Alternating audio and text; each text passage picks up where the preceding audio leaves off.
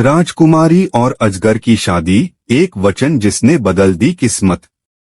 बहुत वर्ष पहले एक राजा की दो रानियां थीं।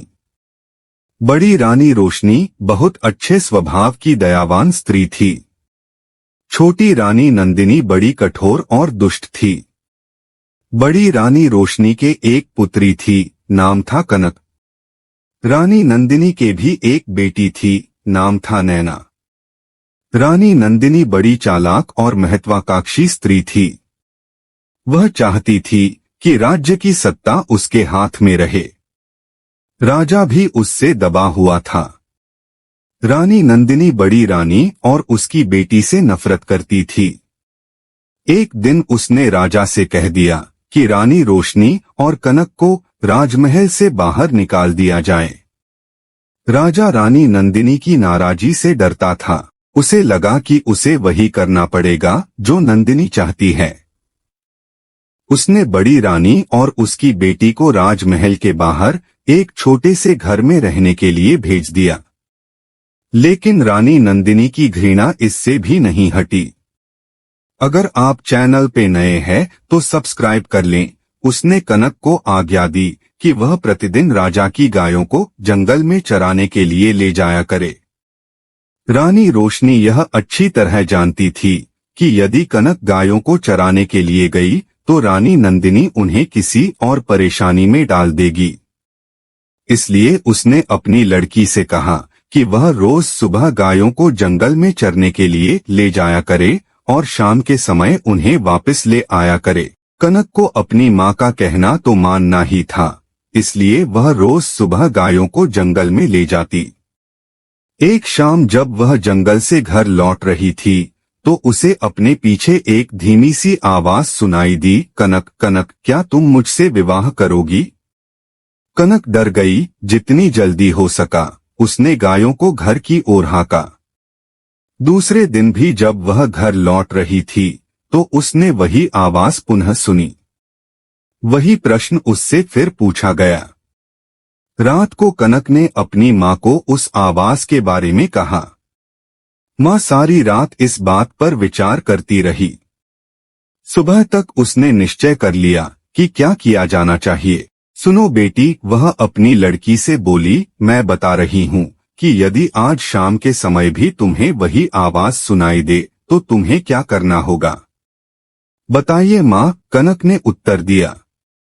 तुम उस आवाज को उत्तर देना। रानी रोशनी ने कहा, कल सुबह तुम मेरे घर आ जाओ, फिर मैं तुमसे विवाह कर लूंगी। लेकिन माँ, कनक बोली, हम उसे जानते तक नहीं। मेरी प्यारी कनक, माँ ने दुखी होकर कहा, जिस स्थिति में हम जीवित हैं उससे ज्यादा बुरा और क्या हो सकता है। हमें इस प्रस्ताव को स्वीकार कर लेना चाहिए। ईश्वर हमारी सहायता करेगा। उस संध्या को जब कनक गायों को लेकर लौट रही थी उसे वही आवाज फिर सुनाई दी। आवाज कोमल और दुख भरी थी। कनक कनक, क्या तुम मुझसे विवाह करोगी? क्या तुम मुझसे विवाह करोगी? आवाज बोली। कनक रुक गई। उसने पीछे मुड़कर देखा लेकिन उसे कोई नहीं दिखाई दिया। वह हिचकिचाई। वह वहां से भाग जाना चाहती थी लेकिन फिर उसे माँ के शब्द याद आ गए। वह जल्दी से बोली, हाँ, यदि तुम कल सुबह मेरे घर आ जाओ तो मैं तुमसे विवाह कर लूंगी। तब वह बड़ी तेजी से गायों को हाँकती हुई घर चली गई। अगले दिन सुबह रानी रोशनी जरा जल्दी उठ गई। उसने जाकर बाहर का दरवाजा खोला, देखने के लिए कि कोई प्रतीक्षा तो नहीं कर रहा। वहां कोई भी न था। अचानक उसे एक धक्का सा लगा और वह स्तब्ध रह गई। एक बड़ा अजगर कुंडली मारे सीढ़ियों पर बैठा था। रानी रोशनी सहायता के लिए चिल्लाई। कनक और नौकर भागे भागे आए कि क्या बात है। तभी एक आश्चर्यजनक बात हुई। अजगर बोला, नमस्कार। उसका स्वर बहुत विनम्र था। मुझे निमंत्रित किया गया था, इसलिए मैं आया हूँ। आपकी लड़की ने मुझसे वादा किया था कि यदि मैं सुबह घर आ सकूं तो वह मुझसे विवाह कर लेगी। मैं इसलिए आया हूँ। रानी रोशनी की समझ में नहीं आ रहा था कि वह करे तो क्या करे। उसे तो यही आशा थी कि किसी दिन कोई सुंदर नौजवान उसकी लड़की से विवाह करने आएगा। उसने यह कभी नहीं सोचा था कि वह अजगर होगा। एक नौकर भागकर रानी नंदिनी के पास गया और उसे उसने सारी घटना बतला दी। रानी यह सुनकर प्रसन्न हुई। वह उसी समय अपने नौकरों के साथ रानी रोशनी के घर गई। यदि राजकुमारी कनक ने किसी के साथ विवाह का वादा किया है, वह बोली, तो उसे अपना वादा अवश्य निभाना चाहिए। रानी होने के कारण यह देखना मेरा कर्तव्य है कि वह अपना वादा पूरा करें। उसी दिन विवाह हो गया। रानी रोशनी और कनक के लिए यह कोई प्रसन्नता का समय नहीं था, लेकिन इतने दुर्भाग्य सहने के बाद वे किसी भी प्रकार की विपत्ति का सामना करने को तैयार थीं। विवाह के पश्चात अजगर अपनी पत्नी के साथ उसके कमरे में गया। सारी रात रानी रोशनी ने प्रार्थना करते हुए बिताई कि उसकी बच्ची ठीक ठाक रहे। दूसरे दिन बड़े सवेरे उसने कनक के कमरे का दरवाजा खटखटाया। एक सुंदर नवयुवक ने दरवाजा खोला। कनक उसके पीछे खड़ी थी। मैं आपको कह नहीं सकता कि मेरी जान बचाने के लिए मैं आपका और कनक का कितना आभारी हूँ, वह नवयुवक बोला। मैं एक शाप के कारण अजगर बन गया था। एक वन देवता मुझसे क्रुद्ध थे और उन्होंने मुझे अजगर बना दिया। बाद में उन्हें अपनी करनी पर दुख हुआ।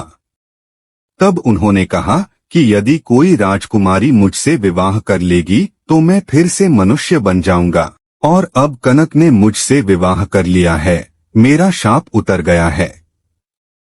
अब मैं फिर कभी अजगर नहीं बनूंगा। रानी रोशनी बहुत प्रसन्न हुई। वह अपनी लड़की और दामाद को राजा से मिलाने के लिए ले गई। यह बड़ी विचित्र घटना थी।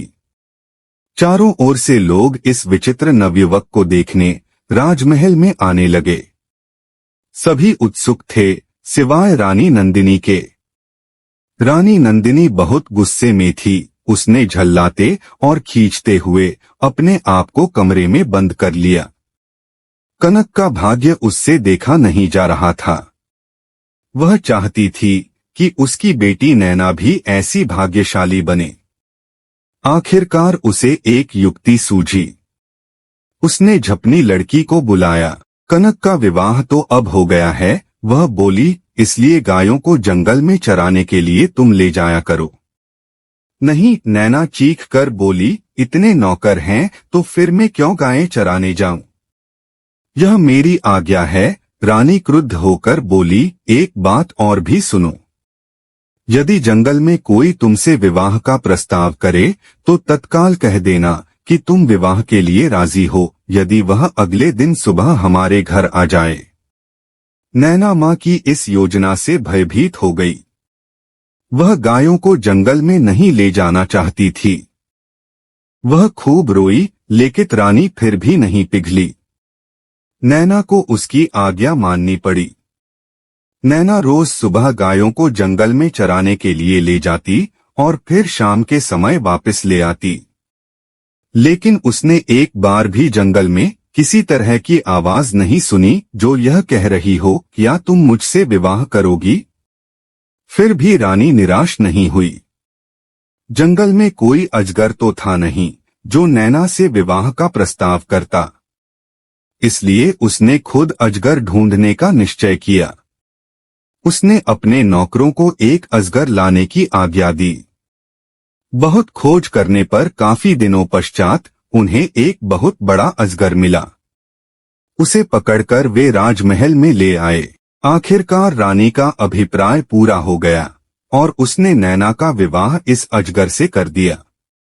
अब रानी को संतोष हुआ। विवाह की रात नैना तथा अजगर को एक कमरे में बंद कर दिया गया। रानी अधीरता से सुबह की प्रतीक्षा कर रही थी। रानी नंदिनी ने सवेरे सवेरे ही लड़की के कमरे का दरवाजा खटखटाया, लेकिन कोई उत्तर न मिला। उसने जरा और जोर से दरवाजा खटखटाया, लेकिन दरवाजा तब भी न खुला। रानी से और प्रतीक्षा न की गई और उसने धक्का देकर दरवाजा खोल दिया। मोटा अजगर जमीन पर पड़ा हुआ था, लेकिन नैना का कहीं पता नहीं था। रानी चीख पड़ी। महल में सभी ने उसका चीखना सुना। राजा और नौकर भागे आए कि क्या बात है, राजकुमारी कहाँ है? सब चिल्लाए, वह तो अजगर के पेट में होंगी। रसोइया बोला, देखो वह कितना मोटा हो गया है। रानी अब बड़ी जोर जोर से रोने लगी। राजा भी रोने लगा। रसोइया अपना सबसे बड़ा चाकू ले आया। वह बोला, यदि वह अब तक जीवित हुई तो मैं राजकुमारी को बचाने की कोशिश करूंगा। उसने अजगर का पेट चीर डाला। नैना अच्छी भली जीवित थी। रसोइये ने उसे बाहर खींचा। वह चीख मारकर अपनी मां की तरफ भागी। अजगर की मृत्यु हो गई और साथ में रानी नंदिनी की इस इच्छा की भी कि नैना का विवाह कनक की तरह ही किसी योग्य और संपन्न नवयुवक से हो। राम राम। जय श्री कृष्णा। कहानी अच्छी लगी हो तो प्लीज लाइक एंड शेयर, और अगर आप चैनल पे नए हैं तो सब्सक्राइब जरूर कर लें। आपको कहानी कैसी लगी कमेंट बॉक्स में जरूर बताएं। धन्यवाद।